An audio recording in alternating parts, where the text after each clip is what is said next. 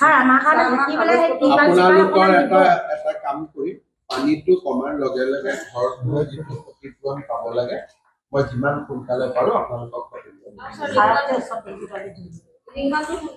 ৰিংবানটো কৰিব লাগিব এবাৰ ফটো দেখো চিঠিখন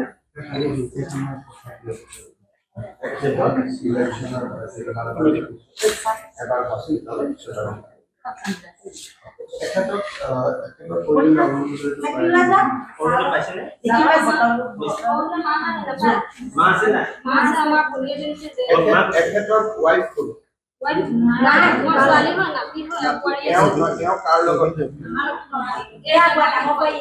আপুনি অনুৰোধ পাই আছে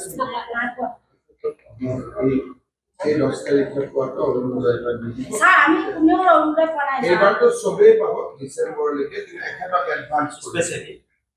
স্পেচিয়েলি দি দিওঁ যাতে তেখেতে খবৰ অলপ খোৱা বোৱা এইবাৰ মই ৰেচন কাৰ্ডৰ নাম চাই সেইকাৰণে এবাৰ কাটিব নোৱাৰে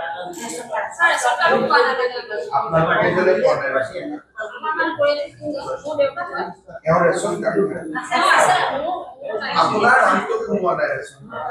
সোমাই বিক্ৰম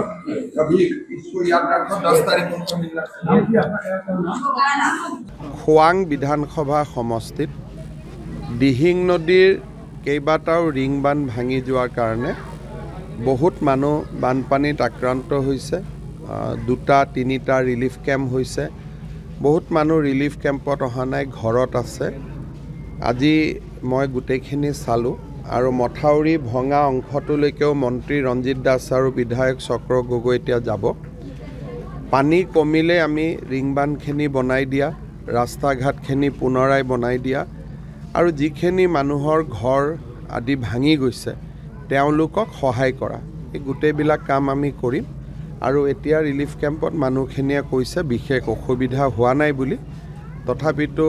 তেওঁলোকে এজোৰ কাপোৰ কানি লৈ আহিছে গতিকে মই ডিচিক কৈছোঁ যাতে তেওঁলোকক এজোৰ বা দুযোৰ কাপোৰ কানিও দি দিয়ে আচলতে পানী বহুদিন উঠা নাছিল কাৰণে তেনেকৈ ভবা নাছিলে যে ভাঙিব বুলি আৰু এই বান্ধকেইটা জলসম্পদ বিভাগে বনোৱা নহয় বিভিন্ন সময়ত DRDAৰ পৰা বনোৱা গতিকে তাৰ স্পেচিফিকেশ্যনবিলাকো ভাল নাছিলে এইবাৰ যিহেতু জলসম্পদ বিভাগে বনাব গতিকে আমি অলপ ডাঙৰ দীঘল ভাল কৰি মথাউৰিখিনি বনাই দিম ছাৰ নমস্কাৰ এই কি হ'ল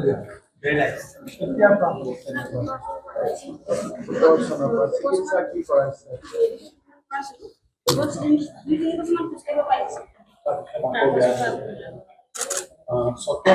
ইলেকশ্যনৰ